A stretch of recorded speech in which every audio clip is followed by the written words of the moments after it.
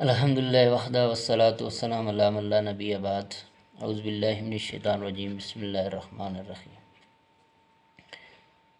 جادو کی وجہ سے مختلف قسم کی بیماریاں انسان کو لگ سکتی ہیں، جیسے ایک دائمی مرض انسان کو لگ جاتی ہے اور انسان ہر طرح سے علاج کرواتا ہے لیکن اسے آرام نہیں ملتا، پھر بھی اسے شفا نہیں ملتی۔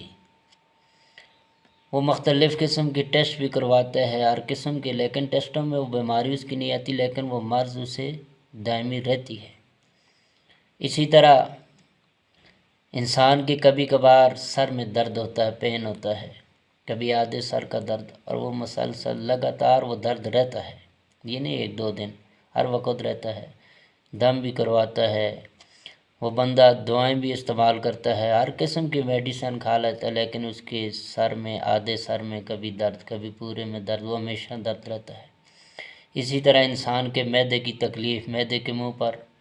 تکلیف ہوتی ہے، انسان ہر قسم کے علاج کرواتا ہے، ٹیسٹ کرواتا ہے، بیماری ٹیسٹوں میں نہیں آتی، لیکن اسے معدے کی تکلیف رہتی ہے۔ اس طرح کبھی کبھار بندہ جوڑوں کے درد، کبھی کسی کے ٹانگوں میں درد ہے، پٹھوں کے کھچاؤ، وہ ہر قسم کی دوائیں استعمال کرتا ہے، ہر ترکیب استعمال کر لیتا ہے، لیکن وہ پراپر اس کا درد، ٹانگوں کا درد ہمیشہ کے لیے رہتا ہے، آرام نہیں ملتا۔ ایک دو دن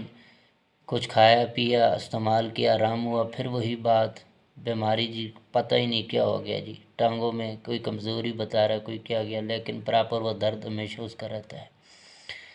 کبھی کبھار بندے کو اسی طرح گھبراہٹ وغیرہ ہونے لگتی ہے، پتہ ہی نہیں چلتا، انسان ہر وقت پریشان گھبراہٹ میں رہتا ہے۔ تو ایسی کنڈیشن کے اندر انسان کو کیا کرنا چاہیے؟ جب یہ بیماریاں لگے تو اس کا علاج قرآن و حدیث سے کرنا چاہیے، اور وہ علاج کیا ہے؟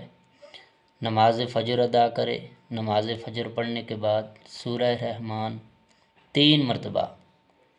مرتبہ مکمل پڑھے، پڑھ کر پانی کے اوپر دم کرے اور وہ پھر پانی پی لے، اور یہ عمل لگاتار 21 دن تک اس نے کرنا ہے، انشاءاللہ العزیز۔ اللہ تبارک و تعالیٰ نے ویسے بھی وَنُنَزِّلُ مِنَ الْقُرْآنِ مَا هُوَ شِفَاءٌ وَرَحْمَةٌ، اللہ نے قرآن کے اندر رکھی شفا ہے، اور جب اس ترکیب کے اوپر عمل کرے گا، 21 دن یہ عمل کرتا رہے گا، اللہ تبارک و تعالیٰ اس کا، اگر کسی قسم کا بھی جادو اس کے اوپر ہوگا، اس کی وجہ سے یہ بیماری ہوگی، اللہ اس کو شفا عطا فرمائے گا۔ اللہ سے دعا ہے اللہ ہمیں قرآن و حدیث پر عمل کرنے کی توفیق عطا فرمائے، اور قرآن و حدیث سے رہنمائی حاصل کرنے کی توفیق عطا فرمائے۔